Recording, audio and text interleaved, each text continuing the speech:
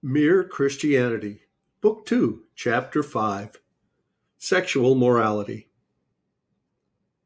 We must now consider Christian morality as regards sex, what Christians call the virtue of chastity. The Christian rule of chastity must not be confused with the social rule of modesty, in one sense of the word, i.e., propriety or decency. The social rule of propriety lays down how much of the human body should be displayed and what subjects can be referred to, and in what words, according to the customs of a given social circle. Thus, while the rule of chastity is the same for all Christians at all times, the rule of propriety changes. A girl in the Pacific Islands, wearing hardly any clothes, and a Victorian lady, completely covered in clothes, might both be equally modest, proper, or decent according to the standards of their own societies. And both, for all we could tell by their dress, might be equally chaste, or equally unchaste. Some of the language which chaste women used in Shakespeare's time would have been used in the 19th century only by a woman completely abandoned.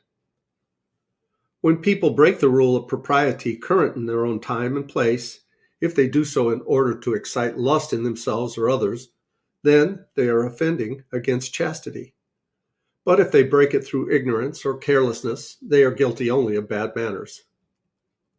When, as often happens, they break it defiantly in order to shock or embarrass others, they are not necessarily being unchaste, but they are being uncharitable. For it is uncharitable to take pleasure in making other people uncomfortable. I do not think that a very strict or fussy standard of propriety is any proof of chastity or any help to it, and I therefore regard the great relaxation and simplifying of the rule which has taken place in my own lifetime as a good thing.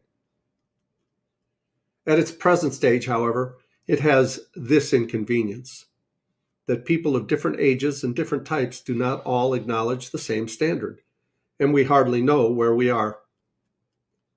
While this confusion lasts, I think that old or old-fashioned people should be very careful not to assume that young or emancipated people are corrupt whenever they are, by the old standard, improper. And in return, the young people should not call their elders prudes or Puritans because they do not easily adopt the new standard. A real desire to believe all the good you can of others and to make others as comfortable as you can will solve most of the problems. Chastity is the most unpopular of the Christian virtues. There is no getting away from it. The old Christian rule is either marriage with complete faithfulness to your partner or else total abstinence. Now, this is so difficult and so contrary to our instincts that obviously either Christianity is wrong or our sexual instinct, as it now is, has gone wrong. One or the other.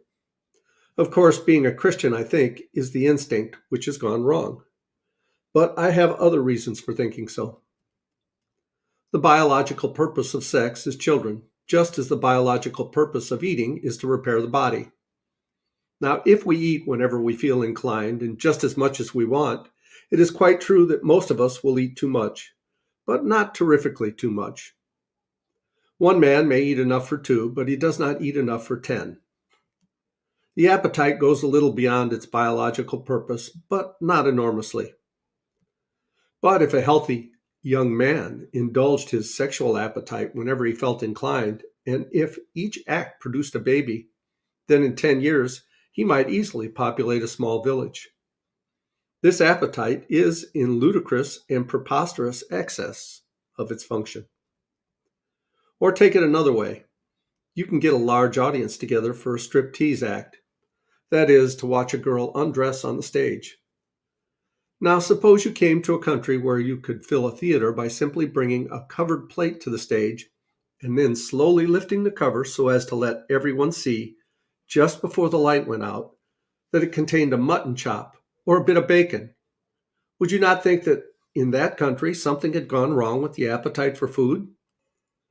And would not anyone who had grown up in a different world think there was something equally queer about the state of the sex instinct among us? One critic said that if he found a country in which such striptease acts with food were popular, he would conclude that the people of that country were starving. He means, of course, to imply that such things as the Striptease Act resulted not from sexual corruption, but from sexual starvation. I agree with him that if in some strange land we found the similar act with mutton chops were popular, one of the possible explanations which would occur to me would be famine. But the next step would be to test our hypothesis by finding out whether, in fact, much or little food was being consumed in that country. If the evidence showed that a good deal was being eaten, then of course we should have to abandon the hypothesis of starvation and try to think of another one. In the same way, before accepting sexual starvation as the cause of the striptease, we should have to look for evidence that there is in fact more sexual abstinence in our own age than in those ages when things like striptease were unknown.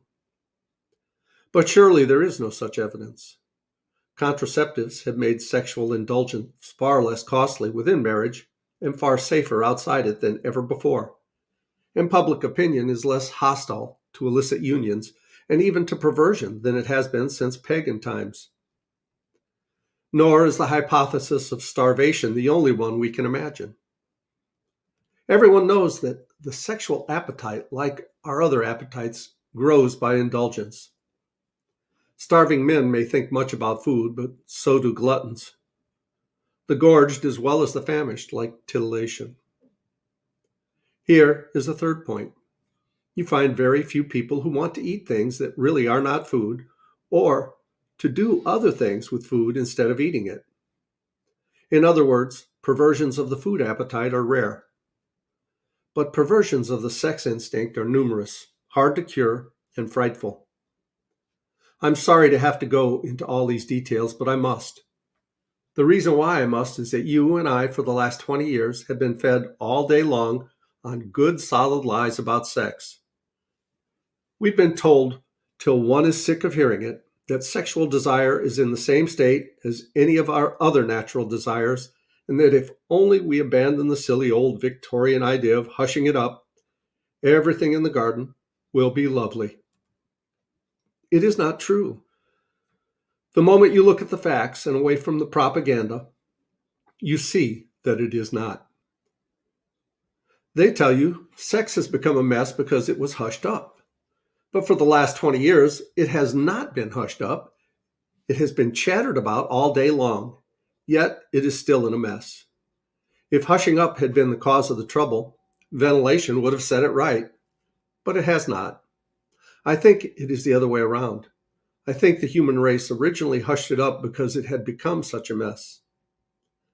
Modern people are always saying sex is nothing to be ashamed of. They mean two things. They may mean there is nothing to be ashamed of in the fact that the human race reproduces itself in a certain way, nor in the fact that it gives pleasure. If they mean that, they are right. Christianity says the same. It is not the thing nor the pleasure that is the trouble. The old Christian teacher said that if man had never fallen, sexual pleasure, instead of being less than it is now, would actually have been greater. I know some muddle-headed Christians have talked as if Christianity thought that sex or the body or pleasure were bad in themselves, but they are wrong. Christianity is almost the only one of the great religions which thoroughly approves of the body, which believes that matter is good, that God himself once took a human body, that some kind of body is going to be given to us even in heaven and is going to be an essential part of our happiness, our beauty, and our energy. Christianity has glorified marriage more than any other religion, and nearly all the greatest love poetry in the world has been produced by Christians. If anyone says that sex in itself is bad, Christianity contradicts him at once. But of course, when people say sex is nothing to be ashamed of, they may mean the state into which the sexual instinct has now got is nothing to be ashamed of. If they mean that, I think they're wrong. I think it is everything to be ashamed of. There is nothing to be ashamed of in enjoying your food, there would be everything to be ashamed of if half the world made food the main interest of their lives and spent their time looking at pictures of food and dribbling and smacking their lips. I do not say you and I are individually responsible for the present situation.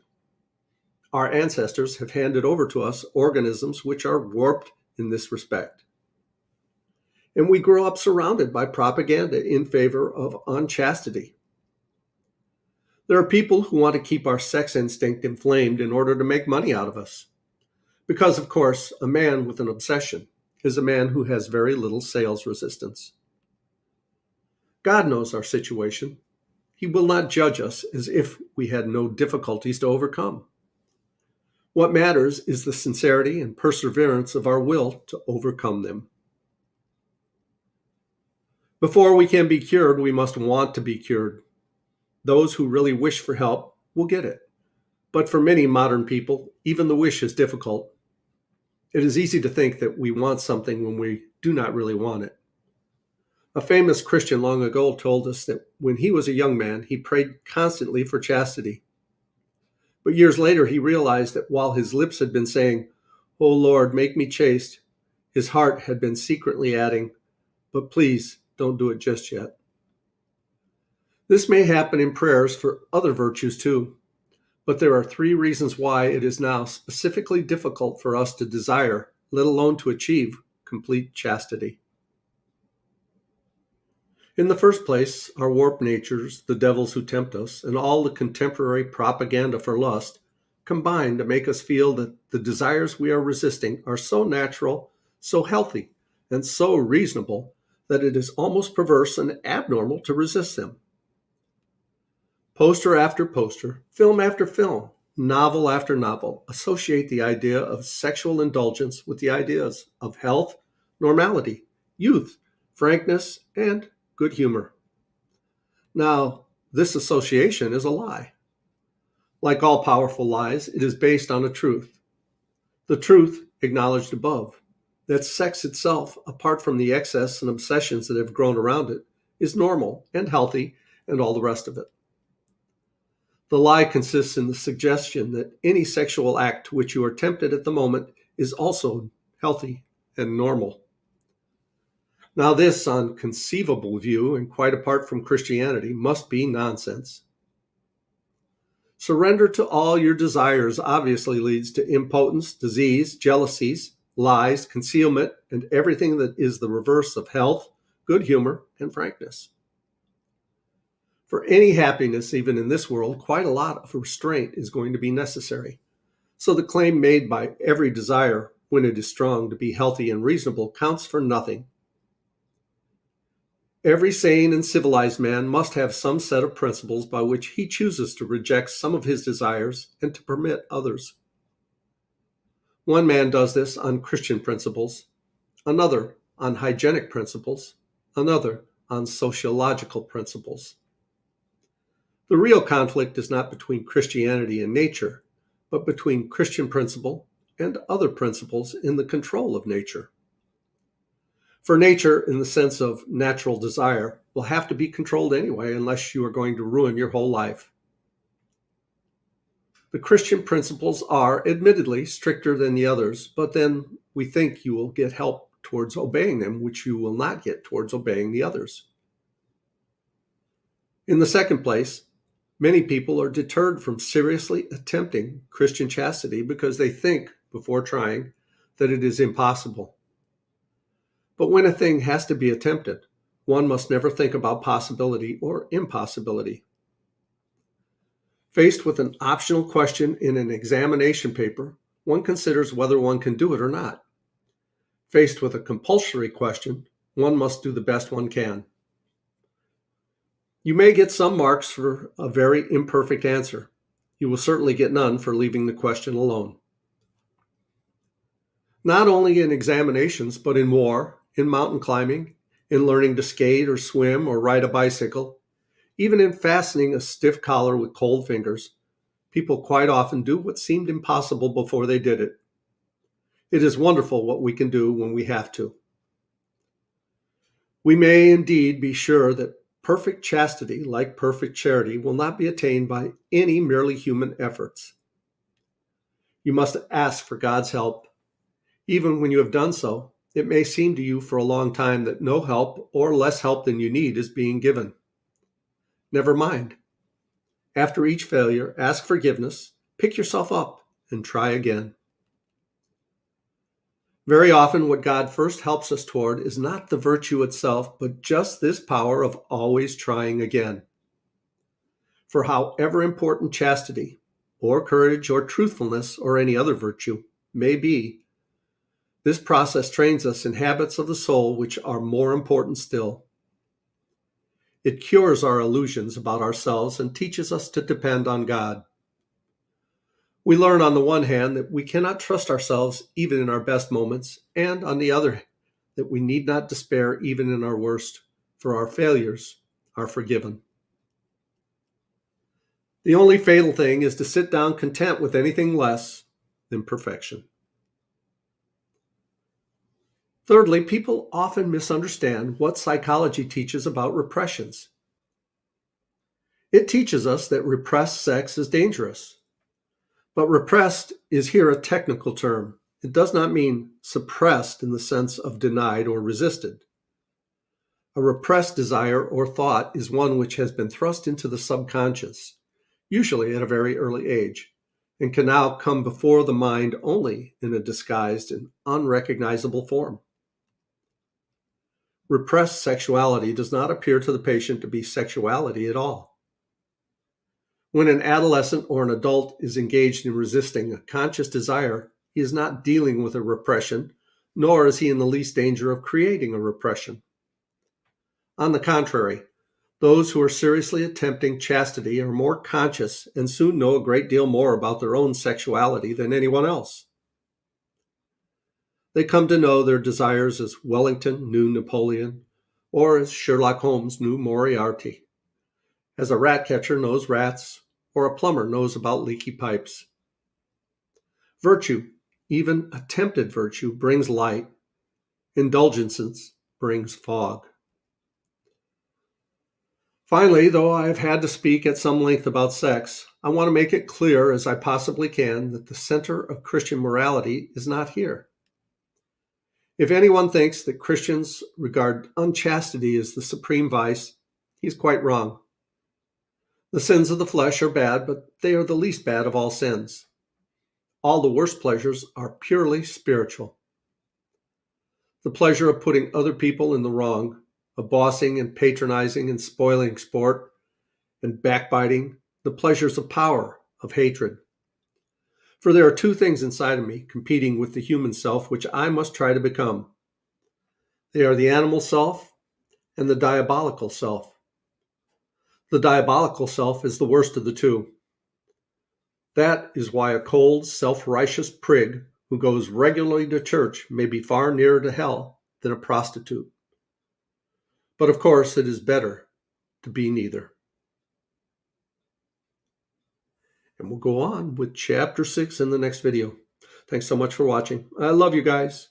As Tigger says, ta-ta for now.